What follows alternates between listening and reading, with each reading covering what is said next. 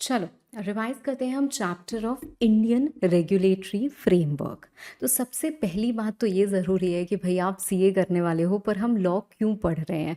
Law हम इसलिए पढ़ रहे हैं बिकॉज यूजुअली जो सीएज होते हैं they are first point of contact. First point of contact मतलब कैसे कि क्लाइंट को कोई भी दिक्कत आएगी, भाई टैक्स में कोई दिक्कत आ रही है, लॉ में कोई दिक्कत आ रही है, कहीं नोटिस आई, ईपीएफ लगेगा या नहीं लगेगा, कितनी सारी चीज़ें होती हैं यार, कंपनी कैसे बनानी है, ये क्या करना है, अरे हमारे पास तो रिटर्न फाइल करना है क्या, एनुअल रिटर्न। तो बहुत सारे क्वेश्चंस आते हैं जो क्लाइंट्स को आते हैं and they reach out to their CAs only. और आप सिर्फ ऐसे नहीं कर सकते, नहीं हम तो बस ना आपको यही वाला ऑडिट ही करके देंगे और हम तो आपका कोई क्वेश्चन आंसर नहीं करेंगे, right? So we have a lot of scope in law field also, but even if you don't want to get into the law field in detail, तो भी आपको basic knowledge तो आनी ही आनी चाहिए so that you can advise your management, right? अगर हम ancient law की बात करें, so on the basis of whatever information is available, because बहुत सारी चीज़ें बहुत कुछ कहती हैं, तो सबसे पहली अगर हम बात करें कोड ऑफ हम्मुराबी, ये क्या है? Oldest written form of law है, रिटन फॉर्म ऑफ लॉ। तो किंग हम्मुराबी जो बेबीलोन एक जगह है उसको रूल करते थे, ठीक है? अब देखो ये यहाँ की तो खैर हम बात कर नहीं रहे हैं, बट चलो फिर भी पूरे वर्ल्ड की हम बात कर रहे हैं, हम इंडिया की नहीं बात कर रहे हैं। इन्होंने क्या किया था? सबसे पहले जो हैवी स्टोन्स होते हैं उन पे लिखा, कार्विंग की, राइट? और जगह जगह उसको रख दिया था ऑल ओवर द सिटी, ताकि लोगों को पता चले कि अच्छा these are the rules that I have to follow, right? और उन्होंने कुछ जजेस अपॉइंट किए थे कि भाई आप चेक करो कि पब्लिक उसको फॉलो कर रहे हैं या नहीं कर रहे हैं। उसके बाद अगर हम बात करें तो 12 टेबल्स की बात करते हैं। तो 450 BC में दे वर इंग्रेव्ड 12 टैबलेट्स या टेबल्स, अब जो भी कहो, इन रोम, ठीक है? तो उस पे क्या होता था? उस पे आपका डिटेल्ड कोड लिखा होता था, मतलब डिटेल्ड रूल्स लिखे थे कि किस तरीके से हमें काम करना है। द एंटायर पर्पस वाज कि भाई पब्लिक के हित के लिए हमें काम करना है, और पब्लिक के साथ अगर कुछ गलत हो रहा है तो उसकी क्या रेमेडी है, वो उसकी बात हम करते हैं। रेगुलेटरी फ्रेमवर्क, फ्रेमवर्क क्या होता है? Framework is anything, set of policies, a set of rules, ठीक है? तो रेगुलेटरी फ्रेमवर्क मतलब क्या है, या उसका पर्पस क्या है? कि हम एक यूनिफॉर्म सेट ऑफ रूल्स बनाए which is applicable to everyone, ठीक है? तो हर एक के लिए एक ही रूल हो, भले ही वो देश का प्रेसिडेंट हो या एक आम नागरिक हो, तो उसके लिए क्या है? एक सेट ऑफ रूल्स है which governs everyone, and you know how you have to behave और how should be the code of conduct, ठीक है? तो finally we come to the definition और the meaning of law. Law क्या है? Law is certain rules or a set of obligations. Who has imposed this on us? Government, right? Government. क्या मतलब ma'am law government बनाती है? नहीं नहीं नहीं नहीं, यू मिस्टेकन, राइट? लॉ हमें एक्चुअली, अगर हम मीनिंग इन जनरल समझे, so law is something set of rules which has been enforced by the state, right? क्यों भाई? फॉर सिक्योरिंग वेलफेयर, क्योंकि if we want to live in a peaceful और a civilize society, भाई हम बिना law, बिना set of rules and regulations के काम नहीं कर सकते। तो कुछ सेट ऑफ ऑब्लिगेशंस हैं कि अगर आपको गाड़ी चलानी है तो आपको रेड लाइट पे रुकना ही रुकना पड़ेगा। That is what law is saying. ये रेड लाइट पे रुकना ही पड़ेगा, किसने हमें बोला है? It has been imposed by the government for securing welfare and providing justice to society. Why? Because government basically government law नहीं बनाती है। अभी हम धीरे धीरे पढ़ेंगे कि क्या होता है, मतलब आपने पढ़ रखा है बट अभी हम धीरे धीरे क्या करेंगे, उसको रिवाइज करेंगे। तो सोर्सेज ऑफ लॉ, जो मेन सोर्स ऑफ लॉ होता है या जो सुप्रीम अथॉरिटी है, वो हमारी कॉन्स्टिट्यूशन है, ठीक है? कॉन्स्टिट्यूशन पावर ग्रांट करती है, किसको पावर ग्रांट करती है? पार्लियामेंट को as well as the state legislature. कि पार्लियामेंट आप कुछ मैटर्स पे सेंट्रल लेवल पे लॉज बना सकते हैं, स्टेट लेजिस्लेचर आप कुछ मैटर्स पे स्टेट लेवल पे लॉज बना सकते हैं। Then there are certain other entries जिस पे दोनों लोग लॉज बना सकते हैं, ठीक है? सो मेन सोर्स हमारा क्या है? कॉन्स्टिट्यूशन। देन वो लॉज जो पार्लियामेंट या स्टेट असेंबलीज बनाते हैं। थर्डली, कई बार ऐसा होता है कि लॉ को इंटरप्रेट करने का काम होता है हमारे कोर्ट्स का। तो जैसे सुप्रीम कोर्ट का डिसीजन आ गया, तो सुप्रीम कोर्ट ने इस लॉ को इस तरीके से इंटरप्रेट कर दिया, या एब्सेंस पे ये चीज़ रूलिंग निकाल दी, या ये चीज़ जजमेंट निकाल दिया, now it becomes binding on all other similar cases, ठीक है? तो judicial decisions also become a law, and then there are certain established customs कि हमारी पर्टिकुलर फील्ड में तो ऐसा ही चलता चला आ रहा है, ऐसा ही होता है, तो this is as good as a law, ठीक है? ओके, सो पहले एक government of India act pass हुई थी by the parliament of UK, ठीक है? जिन्होंने एक्चुअली पावर्स को डिवाइड किया था फेडरल पावर्स मतलब क्या होता है कि सारी की सारी पावर्स सेंट्रल लेवल पे नहीं होगी, कुछ पावर्स सेंट्रल लेवल के पास, कुछ पावर्स स्टेट लेवल के पास डिस्ट्रीब्यूट कर देंगे ताकि काम भी अच्छे से हो सके, डेलीगेशन भी हो, and there is no dispute और there is harmony between both of them.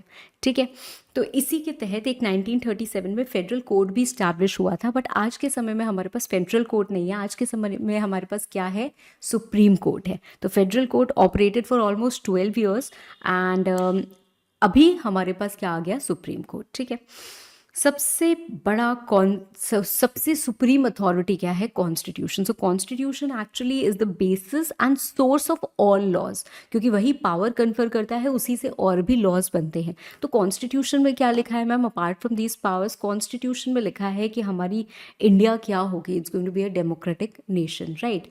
That is why the laws are made for the people by the people of the people, है ना। तो भाई हम ही बना रहे हैं क्या लॉज, हाँ भाई हम ही बना रहे हैं लॉज। मैम हम कैसे बना रहे हैं लॉज, कॉन्स्टिट्यूशन ने पावर दी है पार्लियामेंट को लॉज बनाने की। पार्लियामेंट का मतलब क्या होता है भैया, president plus Lok Sabha plus Rajya Sabha. Lok Sabha में कौन लोग जा रहे हैं, हम जिनको इलेक्ट कर रहे हैं, जो हमारे रिप्रेजेंटेटिव होते हैं वही तो जाके बैठ रहे हैं। तो अब ऐसे कोई लॉ थोड़ी ना बना सकता है कि हर दरवाजा खटखटाएंगे और पूछेंगे क्या तुमको मंजूर है, नहीं। हम कुछ रिप्रेजेंटेटिव से पूछते हैं, उसमें जो मेजोरिटी पास हो जाती है उस तरीके से क्या हो जाता है, लॉ बन जाता है। तो हम ही ने तो वो रिप्रेजेंटेटिव बैठाए हैं वहाँ पे। तो ultimately law is made for the people only and bye the people only. ठीक है, प्लस जो हमारा कॉन्स्टिट्यूशन है वो कुछ राइट्स देता है हमें। So it lays down the fundamental rights as well as the duties. ठीक है, तो हमारे पास भाई जो लॉ मेकिंग पावर है दैट हैज़ बीन डिवाइडेड। तो इंडियन कॉन्स्टिट्यूशन में 3 लिस्ट बनी हुई है, एक सेंट्रल या यूनियन लिस्ट जिसपे लॉ बनाने की पावर पार्लियामेंट के पास है, एक स्टेट लिस्ट जिसमें लॉ बनाने की पावर स्टेट लेजिस्लेचर के पास है, और एक जॉइंट या कॉन्करेंट लिस्ट जिन मैटर्स पे दोनों में से कोई भी बना सकता है। ठीक है, दोनों बना सकते हैं, rather I should say. So does government make law? The answer is no. We elect our representatives to the parliament as well as to the legislative assemblies. हम 2 बार इलेक्शन होता है ना, एक लोकसभा इलेक्शन से एक स्टेट इलेक्शन। तो हमने दोनों जगह क्या किए, अपने रिप्रेजेंटेटिव्स बैठा दिए। पार्लियामेंट जो है वो अल्टीमेट लॉ मेकिंग बॉडी है। ठीक है, और जो भी लॉज पार्लियामेंट बनाते हैं they are applicable to all of India, throughout India. But जो लॉज स्टेट लेजिस्लेचर बनाते हैं वो सिर्फ और सिर्फ क्या होते हैं, स्टेट में एप्लीकेबल होते हैं, with in the state borders, right.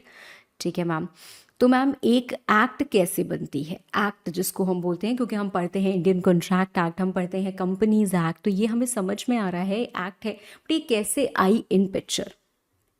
So law is proposed in parliament and it is called a bill. तो सबसे पहले भैया एक ड्राफ्ट बना है of set of rules and regulations. हमें लगा कि नहीं पर्टिकुलर हमको इस पर्टिकुलर मैटर पे एक नया लॉ बनाना चाहिए, तो उसके हमने रूल्स बनाए, ड्राफ्ट बनाए। हमारे पास लेजिस्लेटिव बॉडीज़ होती हैं, सब चीज़ें होती हैं, तो हमने वो बनाया। उसके बाद उसका डिस्कशन हुआ और उसके बाद law is passed in Lok Sabha. Thereafter it has to be passed in Rajya Sabha. Ma'am मतलब पहले हमेशा जो ड्राफ्ट रूल्स होते हैं वो लोकसभा में जाते हैं, the answer is no. It can go to either houses, however हमारे जो मनी बिल्स होते हैं they have to be first introduced in Lok Sabha only. ठीक है, उसके बाद क्या होता है, प्रेसिडेंट की एसेंट चाहिए होती है। ठीक है, and after president's assent law को नोटिफाई किया जाता है इन द ऑफिशियल गैजेट, मतलब ऑफिशियल नोटिस बोर्ड पर लगाया जाता है। ठीक है, और उसके बाद लॉ हमारा क्या हो जाता है, एप्लीकेबल हो जाता है। उस पर जो भी इफेक्टिव डेट लिखी है उससे वो इफेक्टिव हो जाता है। ठीक है, obviously this is what we are talking about an act of parliament, है ना। हम सेंट्रल लॉ की बात कर रहे हैं, हम स्टेट लॉज की बात यहाँ पे नहीं कर रहे हैं। ठीक है, ओके मैम। तो मैम हमारे पास इंडिया में क्या है, क्रिमिनल लॉ है, सिविल लॉ है, कॉमन लॉ है, and then there are some principles of natural justice. Criminal law की बात करें तो क्रिमिनल लॉ क्या होता है, क्रिमिनल लॉ भाई आपने कोई भी पब्लिक रॉन्ग किया है उसकी आपको पनिशमेंट मिलेगी। जैसे मर्डर किया किसी का, तो ये क्या है, पब्लिक रॉन्ग है, you have violated the rule of law and you will be penalised. तो मैम कहाँ पे ये सब चीज़ें लिखी हुई हैं, देखो इसके लिए 2 चीज़ें आती हैं। एक CRPC, नाम ही सजेस्ट कर रहा है क्रिमिनल प्रोसीजर कोड, तो वो हमें प्रोसीजर बताता है कि किस तरीके से आप क्या करोगे, पनिशमेंट दी जाएगी। और IPC वो क्राइम्स को लिस्ट करता है, उसका नेचर और पनिशमेंट बताता है। ठीक है, और ये बताता है procedure of actually prosecution and everything. ठीक है, तो इंडियन पीनल कोड में लिस्ट ऑफ क्राइम्स है और यहाँ पे क्या है, उसका प्रोसीजर है। तो ये दोनों के हिसाब से क्या होता है, क्रिमिनल लॉ के हमारे ये दो मेन गवर्निंग एक्ट्स हैं, गवर्निंग। अब दोनों को हम कोड बोल रहे हैं, but there is a reason, और उतने इलाबोरेट में अभी हम नहीं जा रहे हैं। सिविल लॉ की अगर हम बात करें तो ये मैटर्स ऑफ डिस्प्यूट होते हैं, ठीक है, बिटवीन ऑर्गेनाइजेशंस। भाई दो लोग हैं, मैंने बोला था मैं तुमको सामान सप्लाई करूंगा, पर मैंने समय पे सामान सप्लाई नहीं किया, तो ये क्या हुआ, मैंने ब्रीच ऑफ कॉन्ट्रैक्ट किया, तो ये क्या हो गया, it is a matter of a civil court. ठीक है, सिविल कोर्ट में हमने कुछ पब्लिक रॉन्ग नहीं किया है, बट ठीक है हमारे बीच में कोई डिस्प्यूट है, और लॉ ऑफ कॉन्ट्रैक्ट हो सकता है, it could be a family law, it could be law of tort, ठीक है, it could be property law, तो कोई भी हो सकता है। यहाँ पे हम पनिशमेंट देने पे फोकस नहीं करते, भाई दो लोग आपस में लड़ रहे हैं, उनका झगड़ा सुलझाएंगे, पर हाँ एक ने किसी को खून कर दिया तो उसकी सज़ा देंगे। तो क्रिमिनल लॉ में हम कोशिश करते हैं सज़ा देने की, मतलब कोशिश क्या करते हैं, वहाँ पे वायलेट किया है आपने तो you have to be adequately punished. But civil law में the remedy is more relating to dispute resolution rather than actually कि उसको भैया पनिश कर दो। यहाँ पे क्या होता है, it is governed by code of civil procedure, तो वहाँ पे ये दिया हुआ है प्रोसीजर। उसके बाद आता है हमारा कॉमन लॉ। कॉमन लॉ क्या है, जुडिशियल प्रेसिडेंट या केस लॉ, ये कॉमन लॉ है। ठीक है, जुडिशियल प्रेसिडेंट मतलब क्या होता है, सुप्रीम कोर्ट का जजमेंट आ गया, it is going to be binding on the entire India. ठीक है, हाई कोर्ट का कोई जजमेंट आ गया, it is going to be binding on जो उनकी टेरिटरी में आते हैं। ठीक है, देखो एक है हमारे पास यहाँ पे डॉक्ट्राइन ऑफ स्टेयर डिसाइसिस, का मतलब होता है to stand by what is decided. भैया अगर आज घर में पापा ने कोई फैसला लिया और कल को वही फैसले से मुकर जाए तो आप नहीं बोलोगे क्या पापा कल ही तो आपने ये बात कही थी। तो ऐसे ही देश में अगर कोई लॉ मतलब डिसीजन हुआ, ठीक है, और सिमिलर केस लॉ आया, मतलब सिमिलर केस आया which is on whose facts are similar on all four legs, मतलब एकदम सेम टू सेम केस आया, उसमें आप दूसरा फैसला सुना दो तो ये तो पार्शियलिटी हो जाएगी, नहीं तो गलत बात हो जाएगी ना। So you have to stand by what is decided and hence it is also called as common law. And lastly हमारा आता है प्रिंसिपल्स ऑफ नेचुरल जस्टिस। देखो judgment can override a common law but it can not override और change the statute, पहली बात। दूसरी बात, अगर हम नेचुरल जस्टिस की बात कर रहे हैं तो अगेन यहाँ पे एक बहुत ही अच्छी सी वो आती है, नेमो जुडिक्स इन कॉसा सुआ, मतलब no one should be made a जज इन हिज ओन कॉज। मतलब मैम, मतलब अगर मैं आज जज हूँ और किसी ने, मेरे कोई रिलेटिव ने कुछ गुनाह किया है, ठीक है, और मैं ही वहाँ की जज कर रही हूँ, तो क्या मैं सही फैसला दूंगी? The answer is no. क्या नेचुरल जस्टिस होगी यहाँ पे? The answer is no, right. So it is a rule against prejudice, तो ऐसा नहीं होना चाहिए। ठीक है, दूसरी बात, ऑडी ऑल्टरम पार्टम का मतलब है कि भैया सामने वाली पार्टी को तो सुन लो, दोनों पार्टीज को सुन के ही कभी भी आप फैसला सुनाओगे। So always an reasonable opportunity of being heard is given. ठीक है, इन एनी केस आप पूरे लॉ में कहीं पे भी देखोगे तो तभी क्या होता है, फैसला सुनाया जाता है। ठीक है, तो ये बात होती है हमारी मेकिंग ऑफ लॉज या लॉज के बारे में। उसके बाद आता है एनफोर्समेंट। एनफोर्समेंट का मतलब क्या होता है, इंश्योर करना। लॉ तो बन गया कि रेड लाइट पे गाड़ी को रुकना है, पर क्या लोग रेड लाइट पे गाड़ी को रोक रहे हैं? तो उसके लिए क्या है, हमको एग्जीक्यूटिव कौन भाई काम कर रहा है उसकी ज़रूरत होती है। तो एनफोर्समेंट अथॉरिटी ये कौन होती है? ये आपको सपोर्ट करती है गवर्नमेंट, जो रूलिंग गवर्नमेंट होती है हमारी। ठीक है, तो अगर हम सेंट्रल लॉ की बात कर रहे हैं तो सेंट्रल लॉ में सेंट्रल गवर्नमेंट भी अथॉरिटी होती है या एनफोर्समेंट करती है, साथ साथ भाई स्टेट गवर्नमेंट की भी हेल्प लगती है। ठीक है, तो ऐसा ही नहीं हो सकता है कि नहीं कर सकते हैं। तो गवर्नमेंट कैसे एनफोर्स करती है? Through its various ministries. जैसे अगर हम कंपनीज एक्ट जाके आगे पढ़ेंगे, company which is a form of business organization, तो कंपनी के केस में क्या होता है, भाई आपने कंपनी बना ली, क्या आप फाइलिंग कर रहे हो, क्या आप ये कर रहे हो, क्या आप वो कर रहे हो, तो गवर्नमेंट कैसे इंश्योर करेगी कि ये काम हो रहा है या नहीं हो रहा है, एग्जीक्यूट हो रहा है, मॉनिटर करना कि लॉ आप फॉलो कर रहे हो या नहीं कर रहे हो। तो अपनी मिनिस्ट्री ऑफ कॉर्पोरेट अफेयर्स है, उसके थ्रू क्या करते हैं, काम करते हैं। ठीक है, सो हमारे पास गवर्नमेंट में डिफरेंट डिफरेंट मिनिस्ट्रीज होती हैं, इनफैक्ट उसके अंदर डिफरेंट डिफरेंट डिपार्टमेंट्स होते हैं, and every ministry is run by और headed by a minister, and all the ministers are headed by prime minister. ठीक है, तो मिनिस्ट्री में बहुत सारे ऑफिशियल्स होते हैं जो सारे के सारे सिविल सर्वेंट्स ही हैं।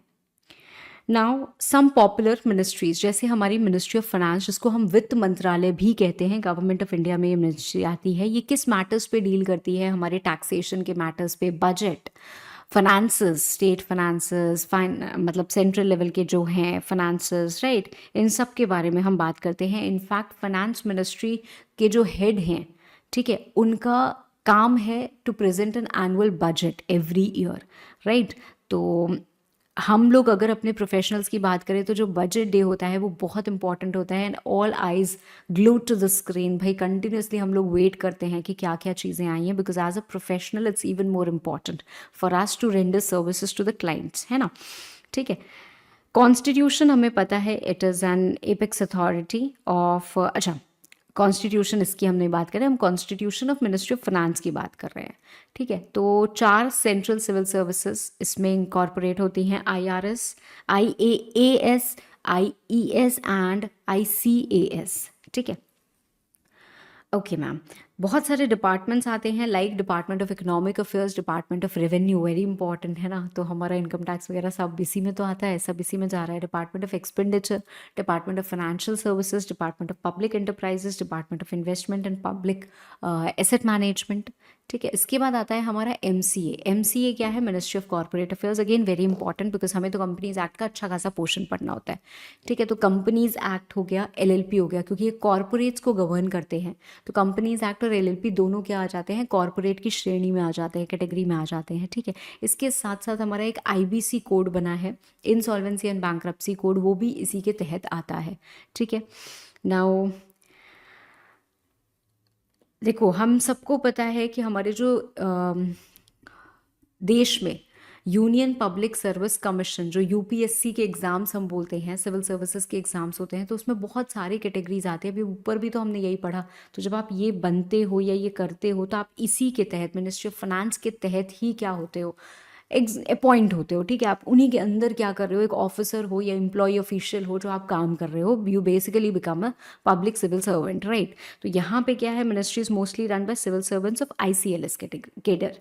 ठीक है, इसके बाद आता है हमारा मिनिस्ट्री ऑफ होम अफेयर्स। तो होम अफेयर्स क्या है, भाई होम है तो, है ना, देश है तो देश की डोमेस्टिक पॉलिसी और देश की सिक्योरिटी, उसके रिस्पेक्ट में होम अफेयर्स की हम बात करते हैं। तो यहाँ पे क्या आता है, एक separate for Jammu Kashmir and Ladakh affairs, department of border management, internal security, central translation bureau, department of home, official language central, इसके तहत ये तीनों हैं, डिपार्टमेंट ऑफ स्टेट्स, राइट। तो इतनी चीज़ें हमारी आ जाती हैं। फिर आता है department of ministry of law and justice.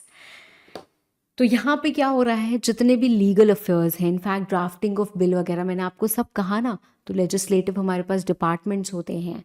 तो कौन कौन से हैं, department of legal affairs, legislative department and department of justice, तो ये 3 हैं।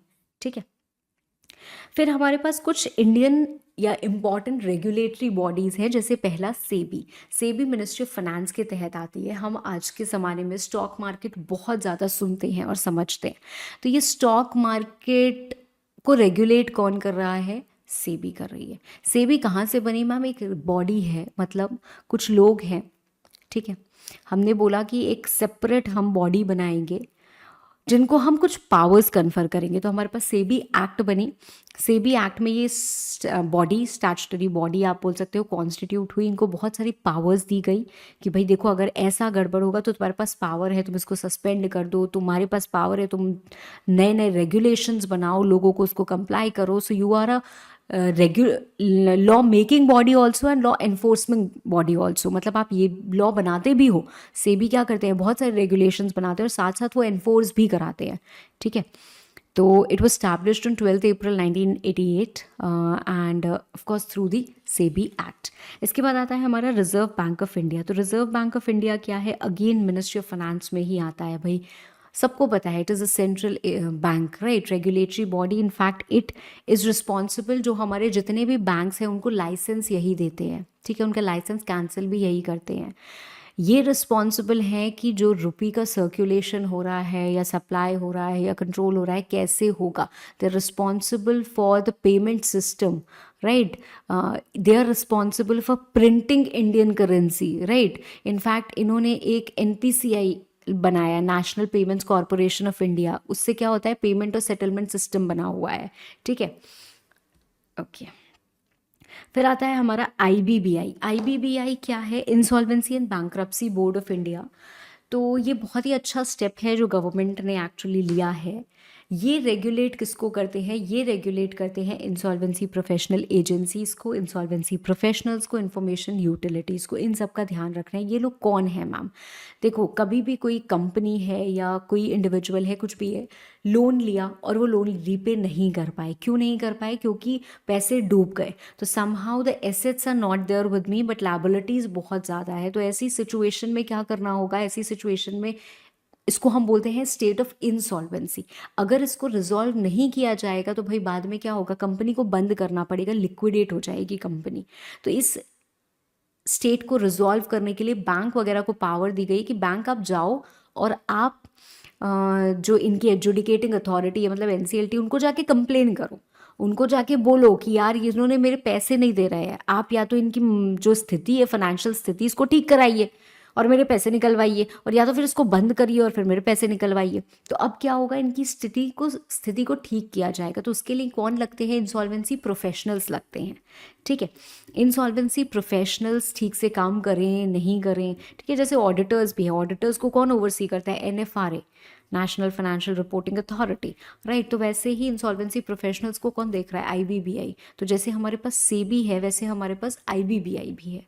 ठीक है, तो they have been given lot of powers under IBC. जैसे वहाँ पे सेबी एक्ट थी, यहाँ पे आईबीसी है, इंसॉल्वेंसी एंड बैंकरप्सी कोड है। ठीक है, and it covers individuals, companies, LLP, partnership firms, right. ये क्या करता है? It attempts to simplify the process of insolvency. ठीक है, it handles cases using two tribunals, NCLT and DRT. NCLT क्या है? कॉरपोरेट के लिए कोर्ट समझ लो, और डीआरटी क्या है? इंडिविजुअल्स वगैरह के लिए है। ठीक है, नाउ हमारा इंडियन जुडिशियल सिस्टम कैसा है, क्या है भाई? हिरार्की ऑफ कोर्ट्स की अगर हम बात करें तो सबसे ऊपर सुप्रीम कोर्ट, फिर हाई कोर्ट्स, फिर डिस्ट्रिक्ट कोर्ट्स हमारे। तो सुप्रीम कोर्ट क्या है? एपेक्स बॉडी है। In fact it was established on 26 January 1950।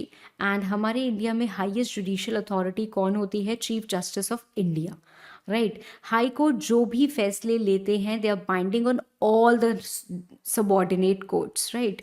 इसके बाद आता है हमारे पास high courts, right.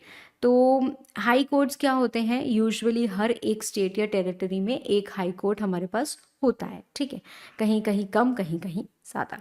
Now the oldest high court that we have is in Calcutta. ठीक है, अब हाई कोर्ट के जो हमारे फैसले होते हैं दे आर बाइंडिंग ऑन उस ज्यूरिसडिक्शन में फॉल करते हुए सारे के सारे डिस्ट्रिक्ट कोर्ट्स। ठीक है, और बाकी दूसरे हाई कोर्ट्स पे क्या वो बाइंडिंग होते हैं? नहीं, बट रिकमेंडेटरी होते हैं। ठीक है, डिस्ट्रिक्ट कोर्ट्स में कौन होते हैं भाई? डिस्ट्रिक्ट कोर्ट्स में हमारे पास बेसिकली दो चीज़ें आती हैं। डिस्ट्रिक्ट कोर्ट्स तो हम ब्रॉडली कह दे रहे हैं, बट मैंने आपको जैसे बताया है कि सेशन कोर्ट्स होते हैं हमारे पास। क्रिमिनल मैटर्स और सिविल मैटर्स के लिए अलग अलग लोग होते हैं। ठीक है, हम उसी हिसाब से रेफरेंस देते हैं। यहाँ पे हम बहुत ब्रॉड तरीके से रिविजन कर रहे हैं, तो हम डिटेल्स में फ़िलहाल नहीं जा रहे हैं। ठीक है, और लास्ट में हमारे पास आते हैं मेट्रोपॉलिटन कोर्ट्स। मेट्रोपॉलिटन कोर्ट्स का मतलब क्या है? या जो मेट्रोपॉलिटन सिटीज़ होती हैं वहाँ पे हम मेट्रोपॉलिटन कोर्ट्स बोल देते हैं। होते क्या है? मजिस्ट्रेट्स। ठीक है,